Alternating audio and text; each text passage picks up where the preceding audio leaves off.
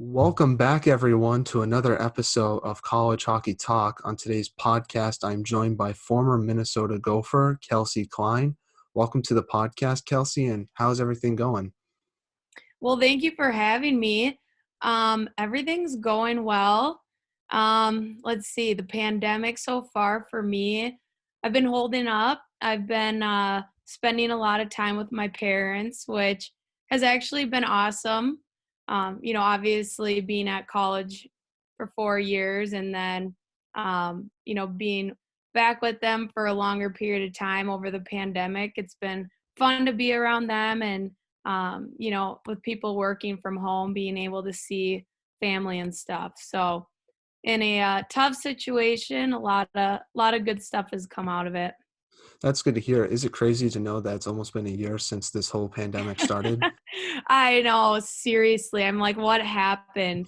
It's definitely felt like the fastest year of my life, but yeah, it's insane. It's been like the fastest yet slowest year of my life because there's been so much that's happened, but it's been going by pretty quickly. Like last March seems like forever ago, and that felt like its own time period to me. Right, right. I know. Seriously, it seems like a different lifetime ago, but yeah, no, it's been crazy, but definitely trying to make the best out of it. Definitely. Hopefully by this fall, things will be a little bit back to normal. That's just my hope. I don't know about yourself.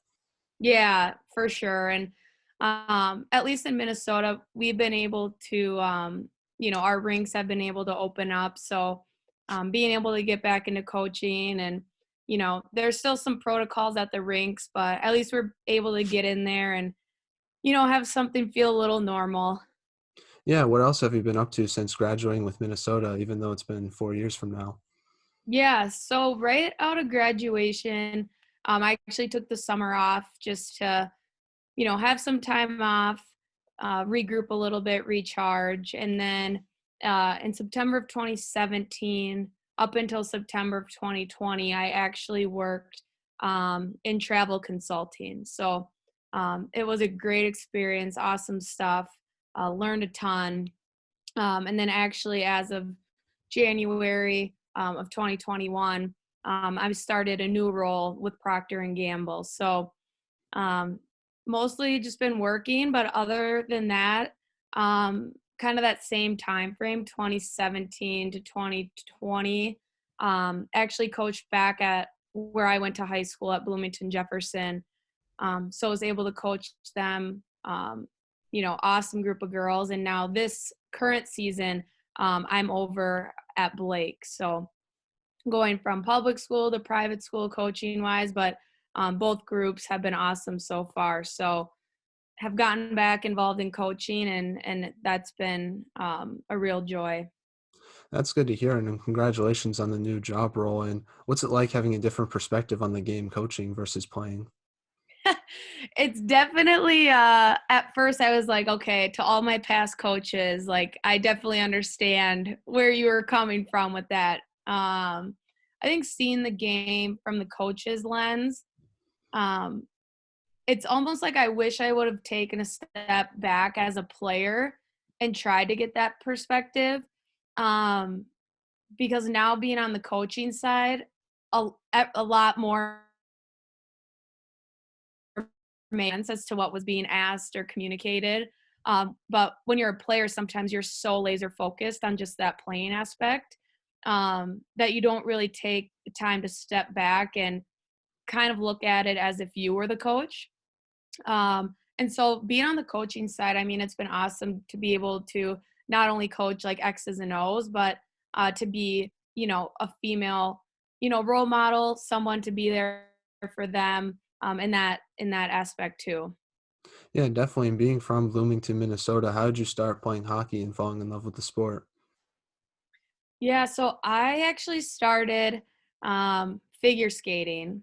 So for some hockey players, you know, figure skaters are the competitors, but I started out on the figure skating side. My mom actually was a figure skater, so that's where I learned to skate. And then I actually switched over to hockey because my brother played.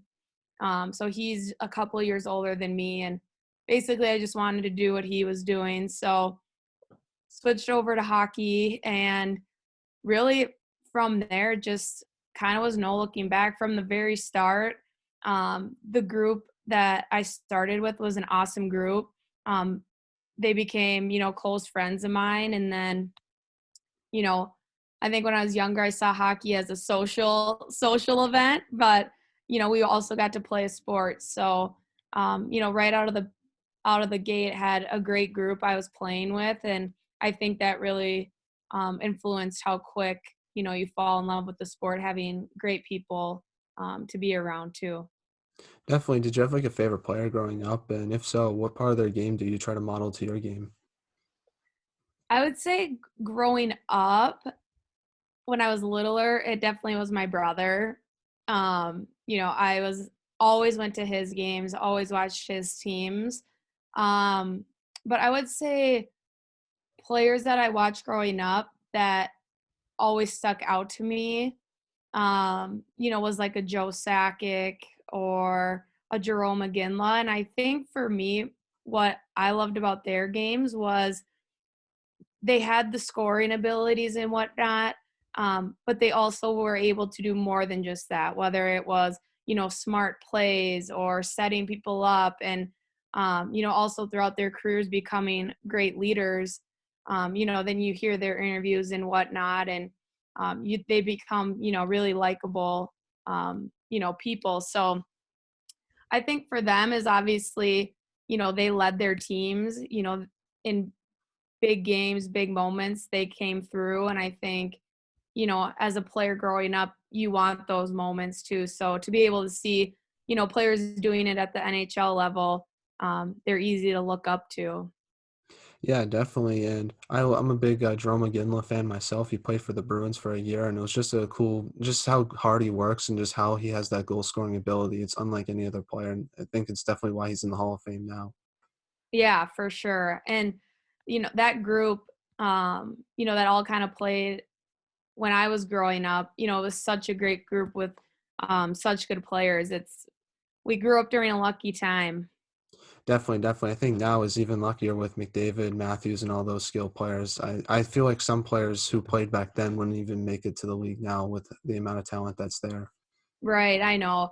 It's awesome too, and it's awesome, for kids growing up now or even the high school level, to have those players to watch and just see how that translates back, to high schoolers trying to mimic what, like a McDavid or Matthews are doing. The skill just keeps developing and developing, which is just awesome for the sport.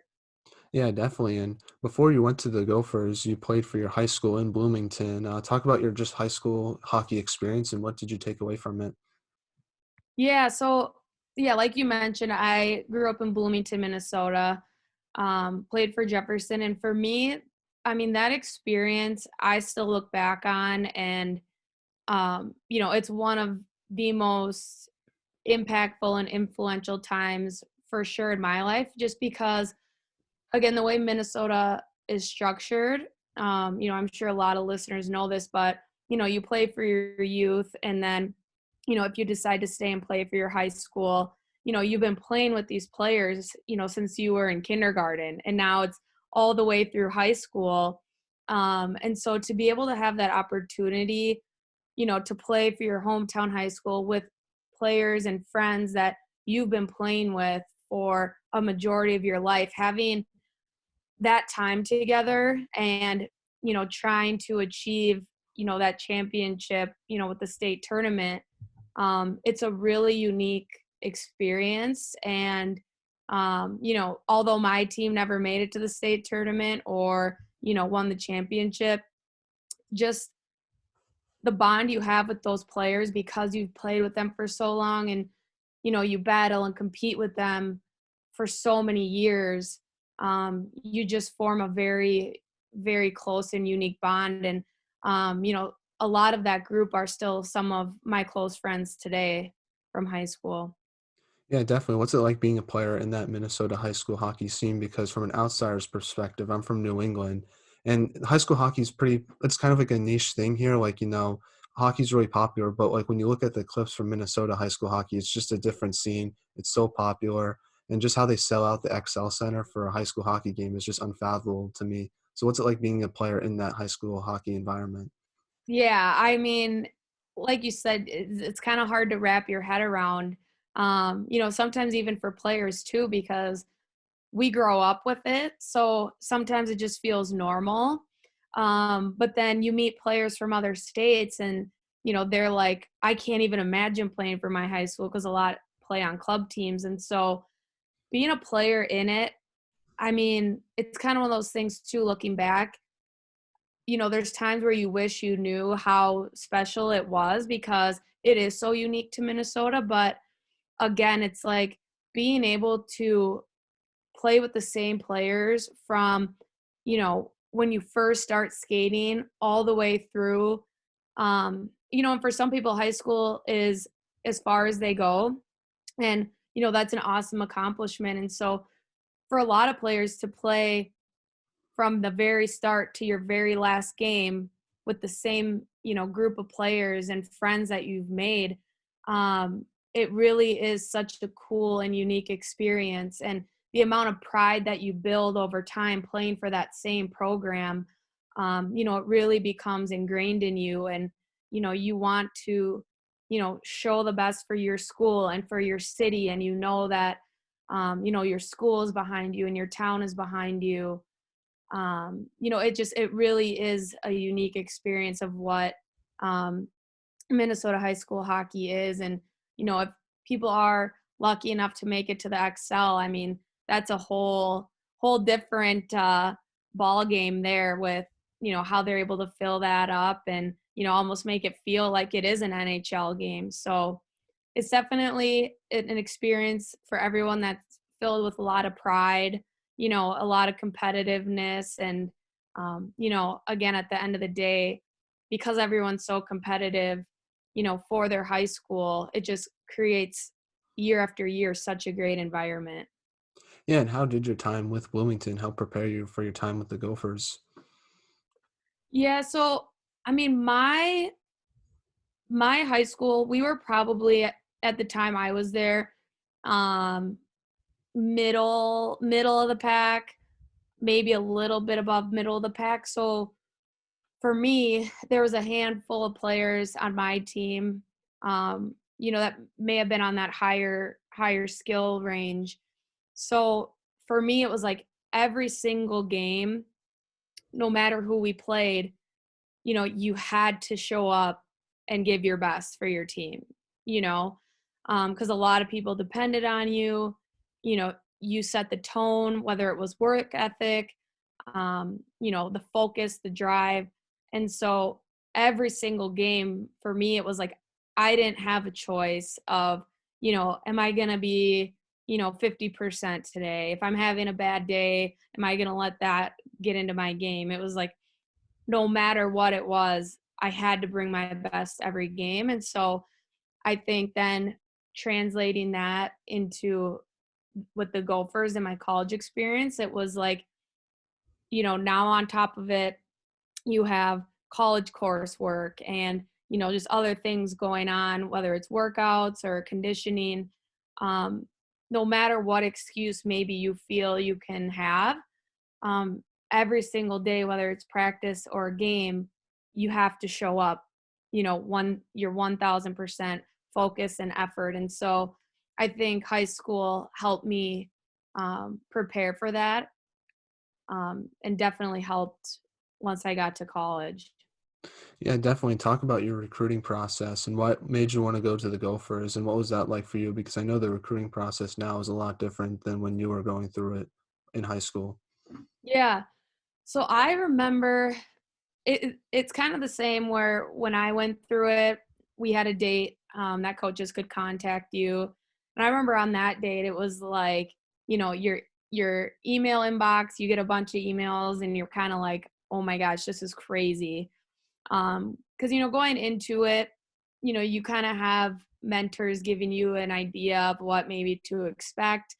But really, when the day comes, you're kind of overwhelmed with just like, I can't believe, these schools actually, are interested in me. So it's kind of a surreal moment. But then it was one that just became an exciting process where, I'm super fortunate to be able to have experienced that with my parents as well. They were always my biggest supporters growing up and, pushing me in my development. And so being able to, go through, the emails and phone calls and tours with them, being able to have them feel that experience of kind of like, it's not just me, but this was, you know, Kelsey's team, that has made it this far. Um, was in a part of the recruiting experience that was really rewarding for me to see how proud my parents were. And otherwise, I mean, I just took it where I was just open to really whatever. I didn't want to go into it with, having my mind set on one thing or, two or three schools. It was something where I wanted to go into it. I wanted to see campuses, I wanted to meet coaching staffs, and I wanted to make sure I made a decision that, for 4 years, I was going to be happy at that place in that environment, from the coaching staff that, I felt, that fit me best, and wanted to make sure that I really did my homework and didn't feel rushed or pressured to commit, based off, oh, I see X, Y, and Z girl committing, I'm behind now. I just stayed patient, with going through the process and, doing my homework with it. And at the end of the day, making this decision to go to the Gophers, I mean, there's really a handful of things. I mean, one, again, my family is a big part of it, and being able to play at the U of M where I know that they could come and see my games and come and support, the team I was on. That was something that was important to me. I know regardless of what decision I would have made, they would have, found a way to still be there at everything. But I think too, going back to the high school stuff, there's always an element of, growing up. I mean, I mostly went to the Gopher men's games. And so, the games I went to, their team was an absolute machine at that time. And so, Mariucci's filled up. There's so much excitement and hype around the Gophers and Gopher hockey program. And so then, being from Minnesota, and then all of a sudden you have that opportunity. And for me, once I met the coaches and saw the campus and went through different visits, it kind of was one of those things where it felt right. And, called Frosty. And at the time they were actually in Wisconsin, for a game. So it was exciting to give them the new good news while they were at a big rivalry game there. Yeah, definitely. And what was the biggest adjustment you had to make to college hockey? Was it the mental side of the game, making quicker decisions with the puck, or was it more just the physicality since you were going against players that were 4 years older than you were as a freshman? Right, definitely. I think honestly, the biggest adjustment for me, for sure, was the speed of the game. Um, but also I think even the bigger thing was kind of a piece of that mental game where, in high school on your team, you're probably the best or one of the best players on your team.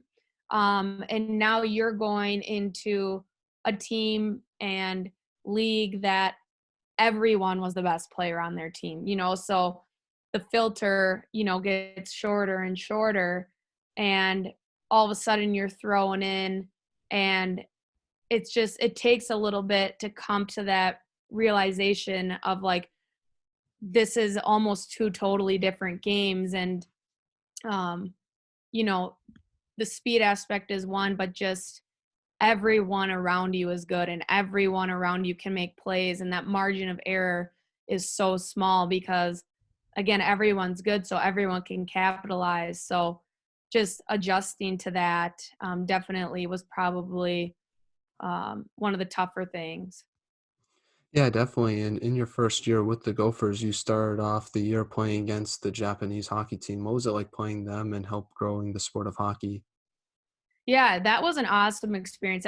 I still remember that game vividly. For us, like you said, it was an exciting opportunity to have them come to our rink, have them come to Minnesota where hockey is such a big sport, and have them just showcase there. And they were awesome with how they competed, and we were fortunate enough to have that chance to play against them, help them, continue to grow and become better and stronger. So, for us, it was an awesome opportunity to allow them to be showcased, but also allow them to come and compete and get better. Yeah, and you won the WCHA tournament your freshman year as well. What was it like winning your first league championship, and what was your mindset heading into the national tournament that year?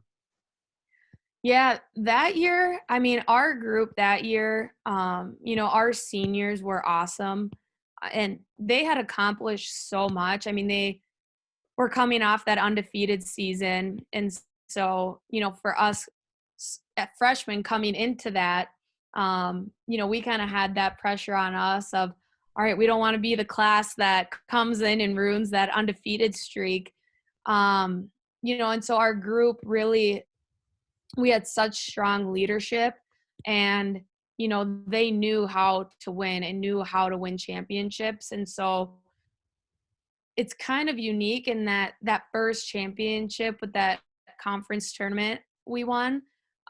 It was really exciting, and it was something that, as a freshman class, the seniors were so great to us that it felt just so good to reward them, with that another conference championship. And going into the national tournament, I mean, our team was so close and so bonded that, we knew we were playing well heading into the national tournament. So we had the mindset of, do what we need to do, play our game, but let's have fun doing it. Let's not let the pressure or what's at stake get to us. Like, just rely on each other, have fun with each other, keep the environment competitive, but, not too heavy, having that good balance of emotion. And so, heading in that tournament, we were confident, and, it was such a great group that, we truly believed we could accomplish, whatever we had set our mind to. Yeah, in that tournament, you beat Boston University, which people forget was one of the best teams in the country that year because they had Marie-Phil Poulin. And then you also beat Wisconsin in that tournament as well. Talk about those two games and what do you remember from it, I guess? Yeah. I mean, I remember as a freshman, your first Frozen Four, and like you mentioned, the players that were on those rosters were incredible. So as a freshman, you're like, oh my gosh, like, what did I sign up for here? This is going to be an absolute gauntlet. But it's also something too that it's like, you know, for a lot of us, that's part of the reason why you go, to Minnesota or to any of these schools that, they continue to find ways to make it to Frozen Fours, is to be in those moments. And so, um, as a freshman, I think part of it, was a blessing for us because we didn't know what to expect. Everything with Frozen Four was new to us. So we didn't really have a baseline. We didn't have, really any knowledge going into it. So, my whole class, we went into it with, excitement, trusting what, our teammates that have been there in the past, what they told us about it. And really, I just remember from those games, the intensity. I mean, they were back and forth, and I watch some of the games now, and I would say some of the games that we played in, especially in that Frozen Four, they were hard and they were physical, and they were just awesome games. And I remember at the time, my D partner was actually my roommate at the time, Megan Wolf. So they had both of us freshmen together, and you know, it was almost nice having her out there with me because we'd come off from a shift and we'd kind of be like, whew, and talk through it together. But I mean, those were incredible games, and again, incredible players in those, and the ones you get really excited for. Yeah, and you lost that national tournament, however, against Clarkson. What emotions were you feeling after that loss, and how did you use those motivations to help you for your sophomore year when you won the national tournament? Yeah, I mean, to this day, that Clarkson loss my freshman year, that one still haunts all of us, I would say. Especially the seniors on the team that year. I mean, in that game too, it was back and forth and back and forth, and you know, we catch a break, then they catch a break, and it really was one you couldn't script. And so afterwards, it's one of those games where we went in the locker room after, and I mean, no one spoke. I mean, from my memory, it could have been shorter, but I mean, it had to have been 15, 20 minutes of just dead silence of you just couldn't believe what happened. Just because you put everything on the line and you give it everything, and you know, to come up short was really hard, especially with that group, with how close we were. You wanted it so bad, and you're kind of just so many mixed emotions of disbelief. You're mad, you're sad, you're happy for the experience. You don't even know what to feel. And so I'll always remember in going into the locker room after that game, it just was dead silent, and there just really was nothing to say. And I think it's a game that if any of us could go back, no matter how far out of hockey we are, we all would jump on the first flight and try to go play that game again. Yeah, definitely. And during your sophomore year, you actually kind of struggled throughout some parts of the regular season and during the WCHA playoffs because you lost to Bemidji State in the semifinals in that WCHA playoffs. What did you take away from that regular season, and what was your mindset heading into that national tournament with the loss against Clarkson and then the loss to Bemidji State? And just talk about that as a whole.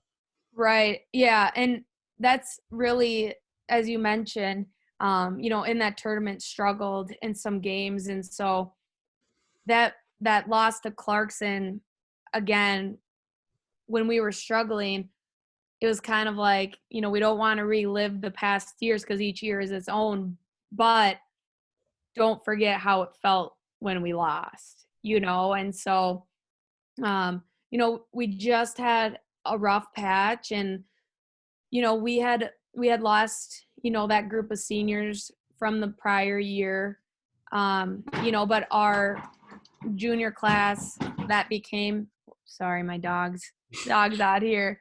But no, so those juniors that became seniors after that Clarkson loss, they knew that, what we all had been through with that loss was so tough.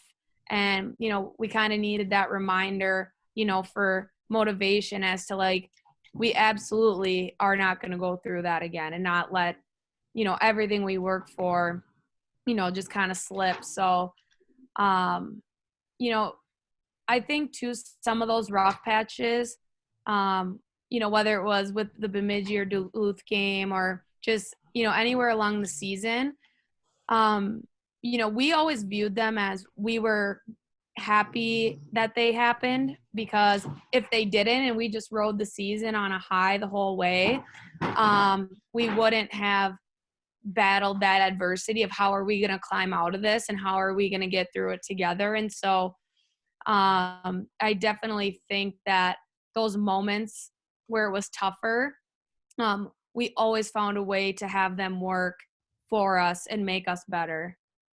Yeah, definitely. And on a more positive note, you beat Wisconsin in the semifinals that year. You shut them out as well. Talk about the defensive play of yourself during that game, and what was your mindset heading into that national championship game against Harvard?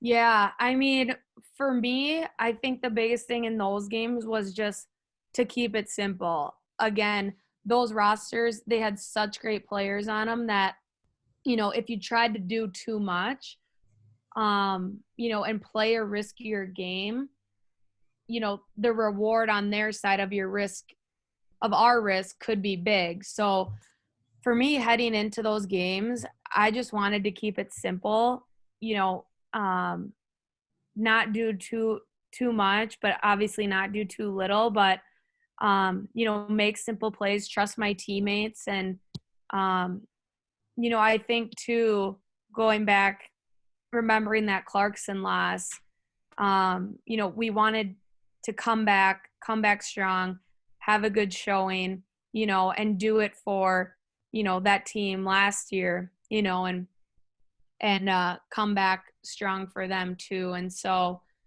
I just remember heading into that being excited and being excited to have another crack at it. I mean, we waited a year, to have another shot. And once it came, everyone's adrenaline was going, and, it was just pure excitement at that point. Yeah, talk about winning your first national championship against Harvard, and what were your emotions after that game? Yeah, I mean, after, I mean, when the buzzer goes off, it's kind of like you can't really like comprehend everything. It's absolute craziness. And, even in the locker room after, you're kind of like, what just happened? But I mean, for me, it's one of those things where your season, it doesn't just start in September. You're there in summer school. There's things you miss, over the course of the summer, and, you know, you sacrifice different things. And so when you have that moment where you become a national champion, it's kind of like you have a flashback to everything of like from when you were little back to high school, going through that first year, losing, and then, coming back the next year and bouncing back and having a great national tournament. There's just so much to process that, it does take a while to reflect on it and really, um, you know, digest everything that, it means to you. But I mean, we definitely, with family and our teammates, we're able to celebrate and enjoy it, with our family and friends as well, afterwards with dinner and stuff. So it was awesome to have all of our families there to enjoy it with us as well. Yeah, definitely. I'm curious to hear your response on this, but Minnesota is obviously one of the best teams in the country throughout your time with the Gophers. How did you try to maintain that success, and how do you try to focus on the task at hand with so much outside noise that you face on a daily basis? Yeah, that's a really good question. I think really the biggest thing is as a group, we were so close, and we were we were really good at um the teams I was on. And I think the program still does an awesome job with it now. But anyone that comes into Gopher women's hockey, we take you for who you are, the player you are, your background, and there is no judgment on that, no opinion on that. And, we all just become one family. And a big thing too with, outside noise and expectations is you hear them, but the bond and trust and relationships you have with the people in that locker room with you really outweighs that. And there's definitely times where it can be used as motivation, from a variety of things, whether it's articles or, quotes that, we see from other teams, whatever it is, that can fuel you a little bit. But I think really the biggest thing is that our locker room was so close that it almost becomes a mindset of like, I would go to war with these people, and no matter what anyone says, we know what we can do. And, you know, truly believing that to our cores. I mean, I remember games that, maybe we were losing 3-1, and, you know, people may think there's no chance that these guys are going to pull this off and win. And then, in our locker room, it's like we our mindset was like, we're going to win this game, like one way or another, we're going to win. And it was like never having a doubt that when the final buzzer goes, we're going to win. And so the mindset and belief that our team had, really no matter what circumstance or outside noise that was thrown at us, we truly believed what we could accomplish, and we always found a way. Yeah, definitely. And some guy I look at too was Jack Eichel. When he was a freshman, he was only like 18 years old, and he had so much expectation on him since he was going to be like one of the first picks in the NHL draft. And he also had to help that BU's Terrier team try to win a national championship. And I always find it, I'm just curious like how people handle it, because at such a young age, you're still really not mature because you're still like 18, 19 years old. Yet you have so much pressure trying to help your school win a national championship with that much expectation. It must be a lot to handle. Right. Definitely. And I think one of the biggest things too is, your coaching staff and your leadership group, that are on your team, because they're the ones, outside of your parents, probably, for some people, your coaches and, your seniors and close teammates, they're going to be the ones in your ears the most. And so having that open dialogue and communication with them, and again, just like building that trust of knowing, like, from your coaching staff that, obviously I have this expectation, but, hearing from coaches of like, this is what, we expect from you. And maybe that's, very simple things that, help you calm down and going into a game being like, I need to have three goals, or I need to have like 4 or 5 points, or, I have to do this all myself, each and every day, in practice, it's, your coaches and your line mates, you're chipping away at it of, different ways to work on offense and, or different ways we can tighten up D zone. And so every single day, I think just taking every chance you have, whether it's training or practice or video, just trying to take something away and learn and apply that to a game, really trusting your coaches that what they're teaching you and your team, putting those pieces together, will deliver the results you want, and so I think a lot of times, with outside noise and expectations, it's very easy to pin it on, one person, or this player has so much potential and whatnot. But, really when you get to the root and core of it, up and down that roster, like a Jack Eichel example, his line mates, help him get into positions, that help him do well. And, obviously that could start from a breakout from a goalie to a D to the forwards. And there's so many puzzle pieces to that, that I think the team and coach, they become such a big part of the success to individuals as well, being able to put those puzzle pieces together to help each person, meet their expectations, and have the team play well so that, individuals do too. Now, transitioning to your junior year, you got revenge against Wisconsin after they beat you in the WCHA final. You beat them in overtime. Talk about that game, getting to eliminate Wisconsin, one of your biggest rivals, and heading into this your second national championship, or your third national championship game, your junior season. Yeah, I mean, I remember that game. I mean, again, like you said, to knock off a huge rival, it's huge, especially with, playing them multiple times throughout the season, playing them in conference tournaments. You see them so much that you're like, geez, how many times, do we have to play each other? And you get to know that team so well that, your preparation for it becomes so strategic at that point, because you've had so many opportunities against each other and so much film on each other, that it becomes a game of strategy, and it becomes a game of just hard work, who's gonna, win every single battle. And so, going into that game, we knew that it was gonna be, an absolute war. And so, again, a lot of those games, it just comes down to bounces, comes down to minor details. And so, you have to just be laser sharp that entire 60 minutes. And, being able to knock them out obviously was huge for us, huge momentum for us. And, you know, again, having another shot at national championship, you remember again that lost freshman year.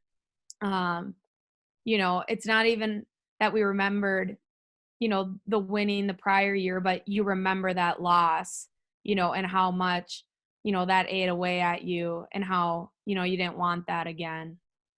Yeah, definitely. You beat Boston College in that national tournament. Describe your emotions after winning your second national tournament, and also because BC that year was undefeated. And you were mentioning earlier how the Gophers were the only team ever in NCAA women's hockey to be the only undefeated team in the country. So you kind of prevented BC for breaking your record or tying your record, but you also won your second national championship as well. Right. I mean, going into that game again, we knew how amazing that accomplishment is to have that undefeated season. And so going into it, we knew that this was probably going to be the hardest game, we've seen. I mean, their record spoke for itself. That was an awesome team and what they accomplished is huge. And so we knew going into it that, again, it was going to be an absolute war. I mean, they had a lot riding on the line, and so did we. And so to be able to go into that game, I think it goes back a little bit to that outside noise and, filtering that to an extent of not letting it, get into our minds of, BC has the undefeated season, all this hype around them, but taking a step back and just focusing on ourselves, focusing on, our study and preparation for them in that game. Obviously getting recovery in after that tough semifinal game and preparing ourselves the right way. But then mentally, having that edge on them of we knew what it took to win a national championship, and using that experience to our advantage. But again, I mean, they were a great team. It was a great game. And again, each year is different. So winning that second national championship, I mean, there's different players, a different team makeup.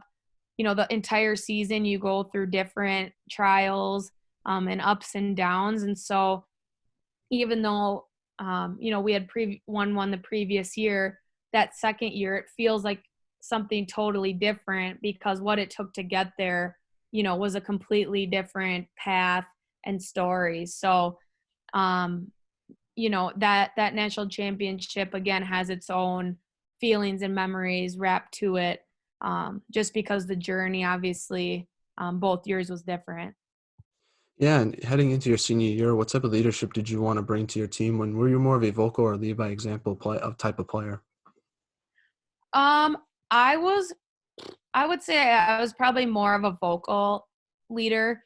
Going into my senior year, I wanted to be a leader that no matter what age you were, position, playtime, whatever it was, that everyone felt like they mattered, because again, like I mentioned with that example of maybe a player that has a lot of expectation on them, um, from top to bottom, every single piece of a team matters. And so as a senior, I wanted to make sure I did what I could to create an environment where no matter your expectation, no matter your class, whatever it was, that everyone equally mattered, and making an environment where, people felt comfortable and we were able to, gain trust and build our relationship and build our team culture. And so I think I was more vocal in the sense,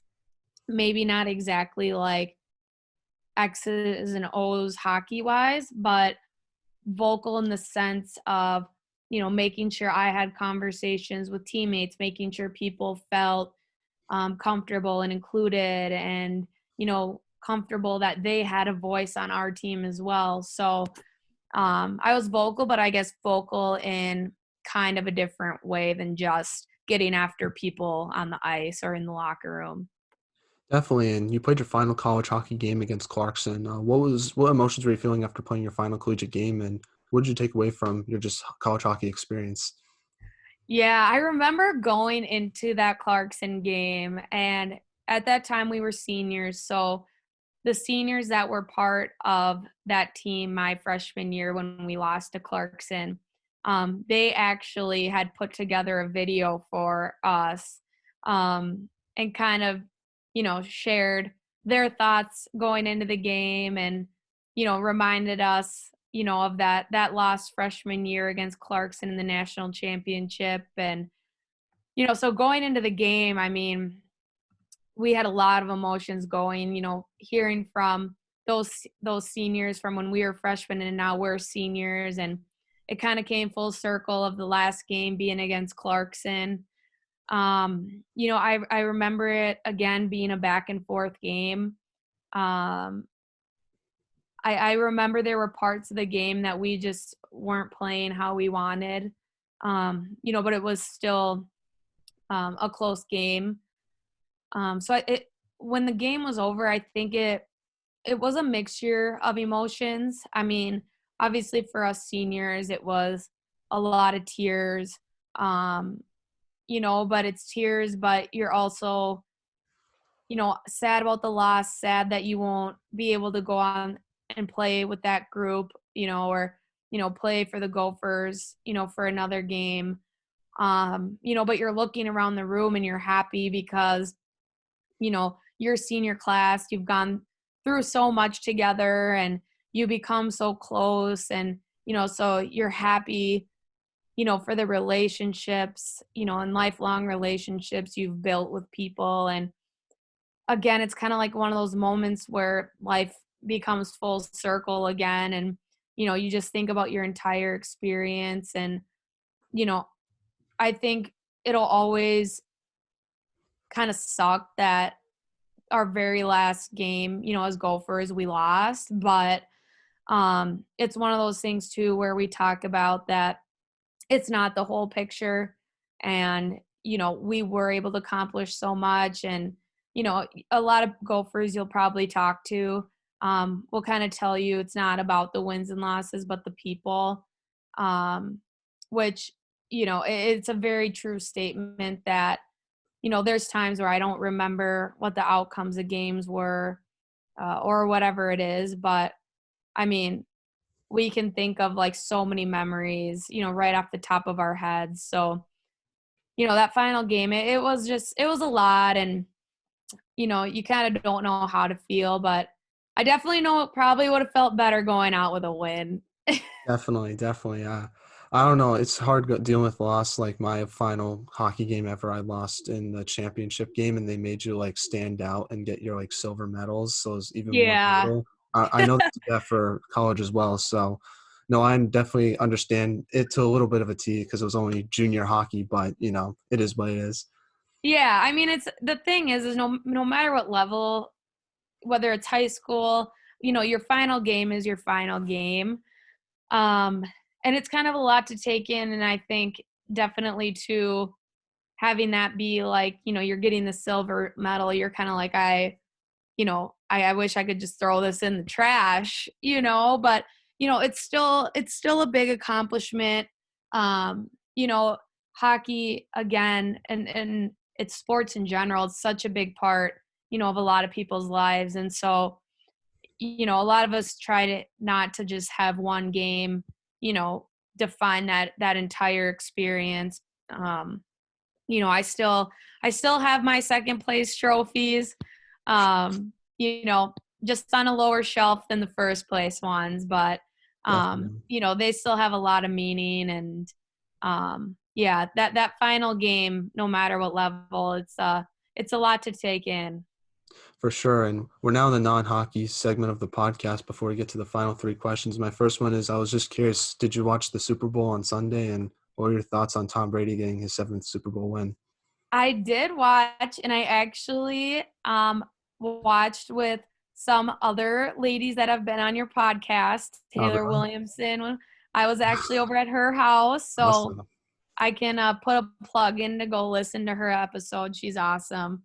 But yeah, I mean, again, some of the Gophers are my very, very best friends, and there was a group of us and some of our other friends, just a smaller group watching the Super Bowl. And,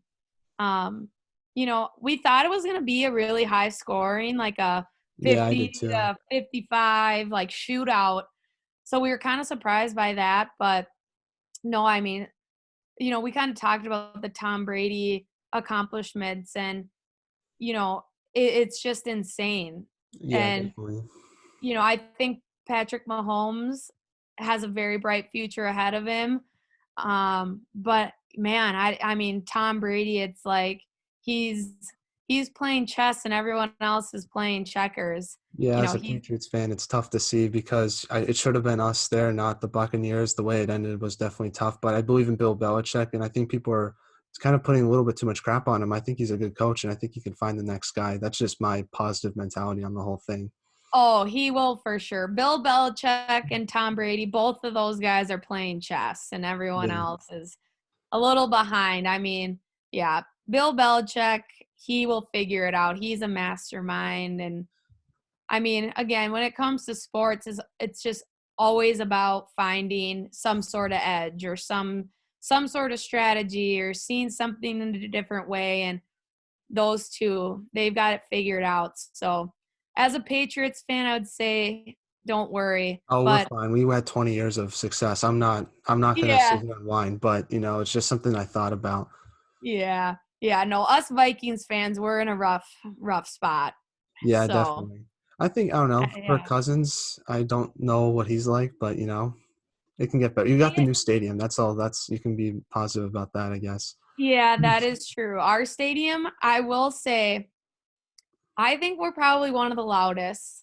I would Uh, agree with that, but everyone said it was like I had a friend that works in the sports media for Boston, and when the Patriots went to the Super Bowl in Minnesota, they were saying how incredibly cold it was, and like how it was yeah, like how you had to wait outside and it was brutal.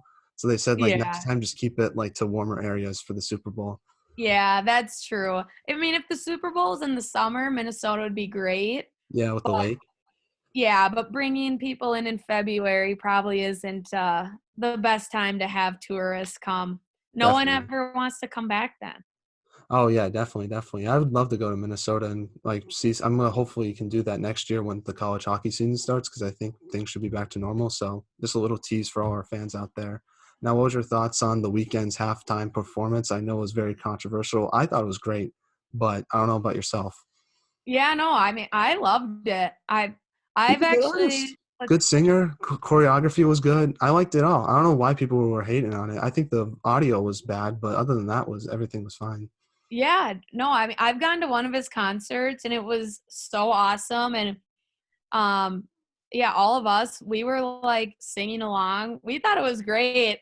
I mean, maybe some people didn't like it if like maybe a more older crowd didn't know his songs, Oh but yeah, that's probably I mean, why. yeah, for us it was awesome.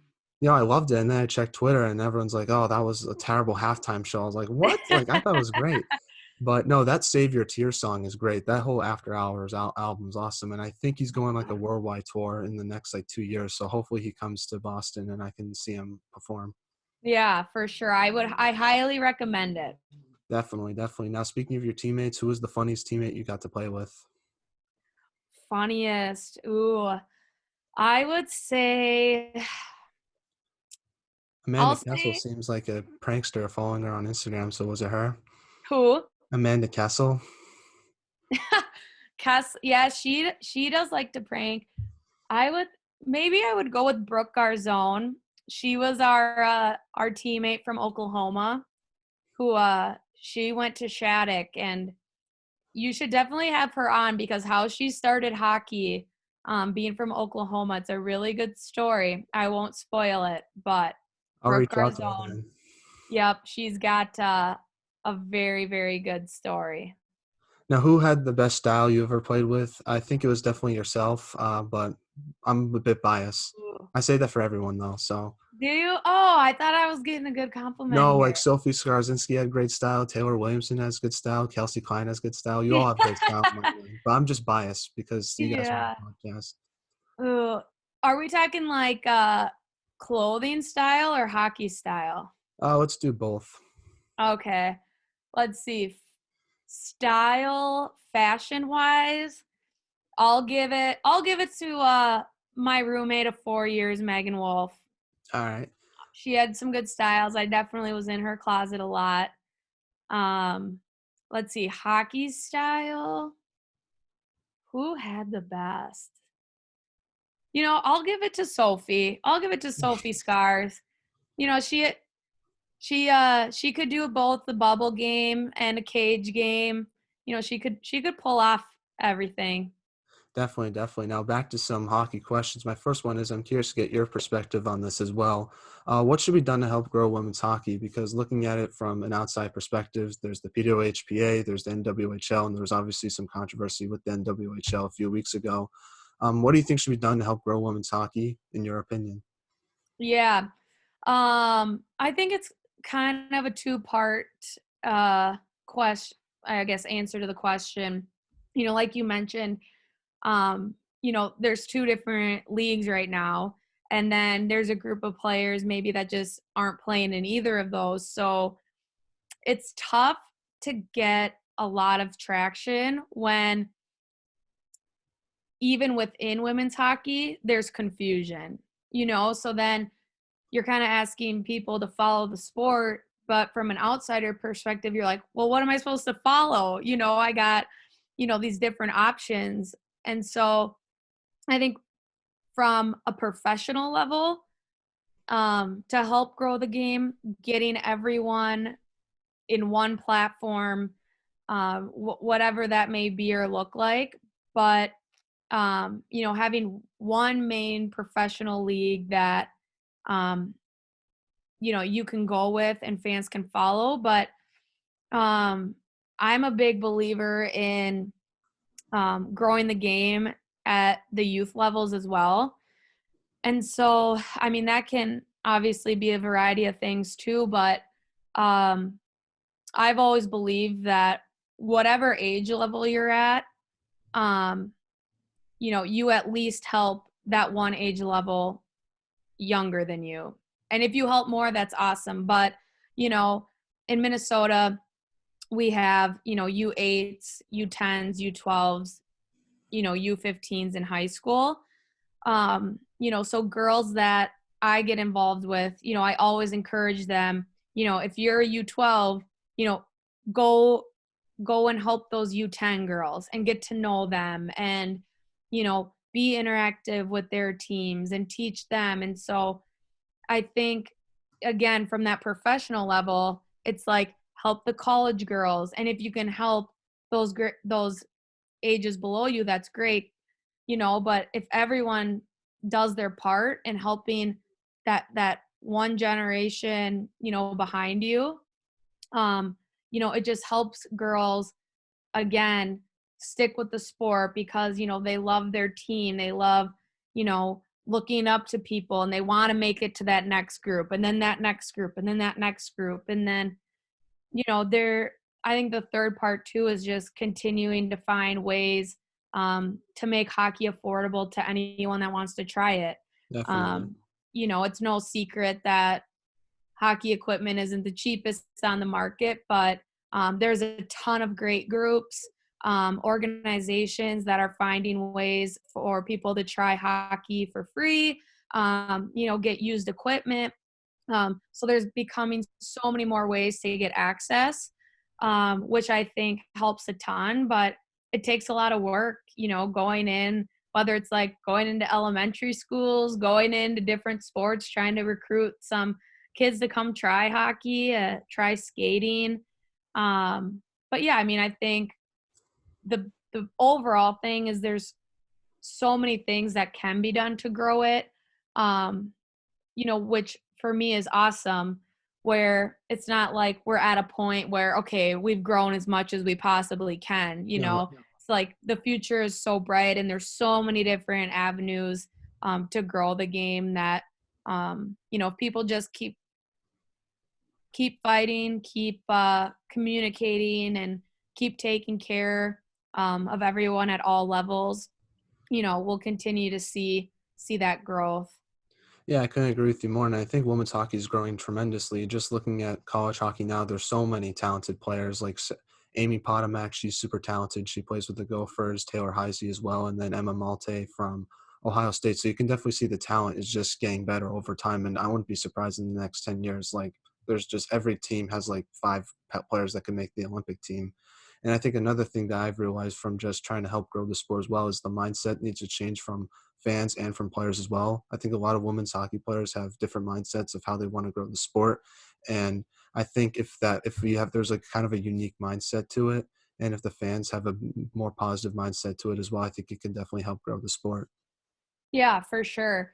I mean, I totally agree with that of just, there's an aspect of, maybe brainstorming what could work, but then, you know, you kind of have to have a concrete plan as to, what we're actually going to do. Can't go in 25 different directions, Yeah. having that plan. And, you make a great point too with the college players of, I know in a lot of conversations there's, we got to have, a professional women's league and get them on TV and whatnot. But I mean, the college level has so many great players, so many great rivalries already, that are,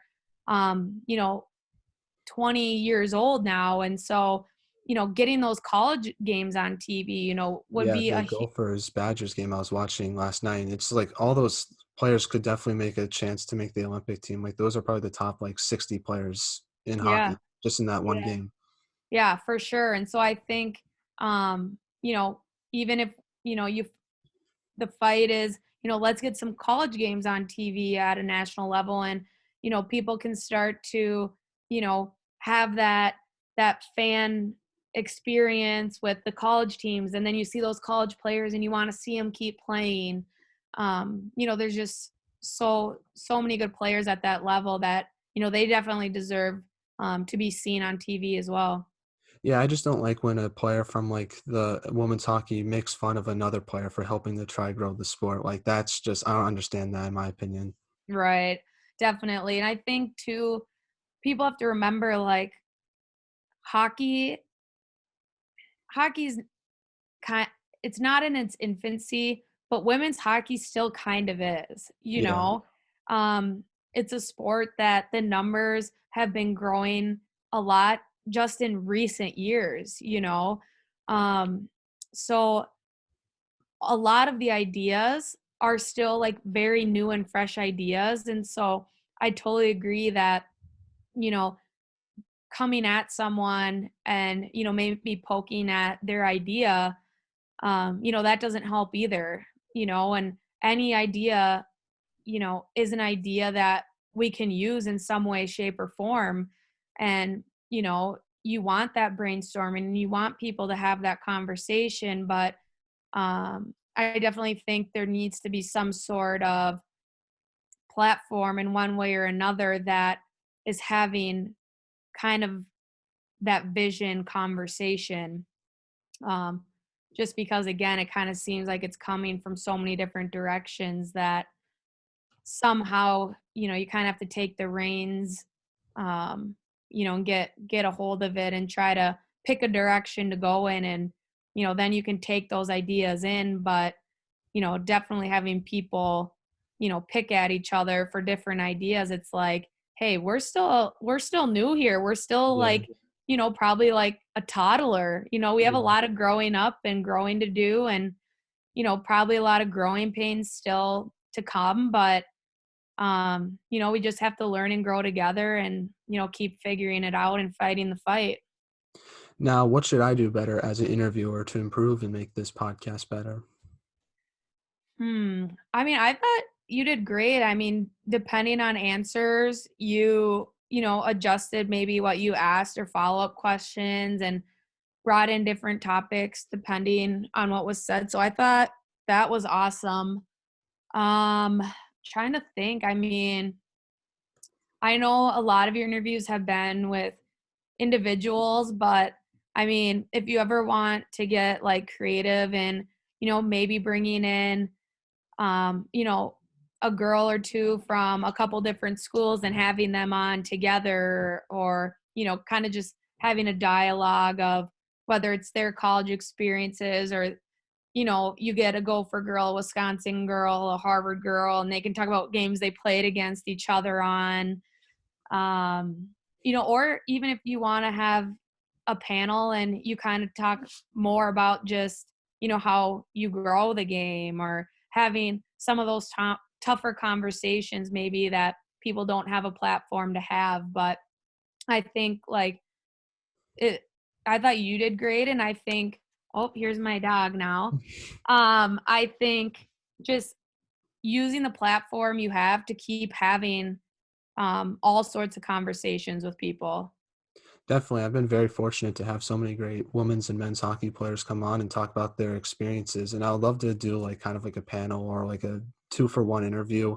But it's hard to do it now with the whole COVID restrictions going on. Like people aren't really together, and I feel like it'd be cooler to do it like in person. So that's kind of why I'm Yeah. saving it for. But I did have my first like 2-for-1 interview, and it was really cool listening to it, just the dynamic that goes on when there's three people talking versus just like a back and forth interview. Yeah, definitely. And I'm sure you found hockey players, they're not super shy. Oh no, They'll the two guys that I had on, they were hysterical. It was a funny interview. yeah, yeah, hockey players will go at each other, give each other a tough time, but none of us take it personal, and we all like to give each other a hard time and good fun. So, yeah, I mean, there's tons of great hockey, men's and women's players, and I know anyone really would take the opportunity to, come on and share their experiences, and maybe chirp another hockey player on there Yeah. too if you had any two for ones.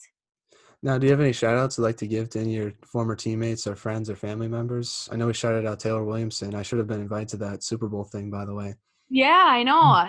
Next year, hopefully, we have normal, little bit more of a normal life going on. But, yeah, I mean, if you ever make it to Minnesota, let us know, and Oh, we I'm for trying sure. to. We're trying to do like, I'm trying to go to Arizona State next year and to Minnesota. We're trying to do something with that, but you can't go to any of the games. Like they're like really restricted because of the Yeah, hopefully things change.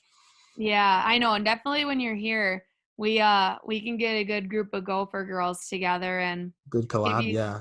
give you some good content. I would appreciate that. Yeah.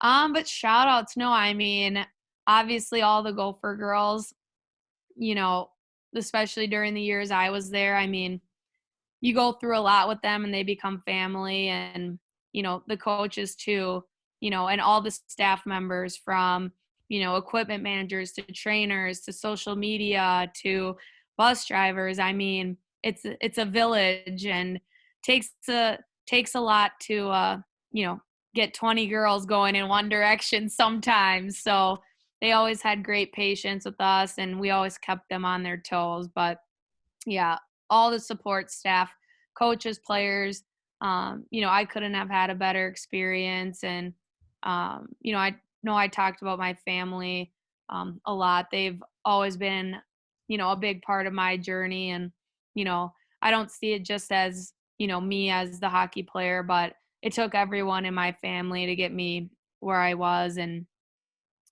yeah, I would definitely shout them out. But and then I guess I would just shout out the Jefferson Jags, the team I coached, and then now the Blake Bears.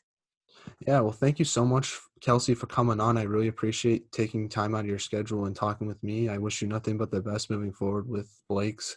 And you're one of my favorite Gopher players to watch, but you're also very underappreciated as well. Like, really great player, and I feel like you don't get enough recognition that you deserve. But you're also a great person as well, and I really want to tell you that. And I really appreciate you taking time and talking with me. I really appreciate it, honestly. Yeah, no problem at all. And I appreciate the compliment. And this is an awesome platform, and one that I've never seen anyone do. So I give you tons of credit that COVID hit and internship got taken away, but again, you found a way to figure it out. And now it sounds like it's brought you tons of great conversation, have met a ton of great people. And, the hockey world is a really inviting community, and we are very happy to have you in it. And, any of us reach out at any time, and, we'd love to continue to collab with you and grow the podcast. Well, I appreciate it. And I'm going to be doing the podcast for a pretty long time. That's all I got to say. And hopefully we can meet in person someday and do more content. And I'd love to meet some of your Gopher friends as well and do more content with them as well and talk about their hockey experiences. Yes, absolutely. Yeah, reach out to us anytime. No problem. I'll see you later. Have a great day and I'll talk to you soon. Perfect. Sounds good.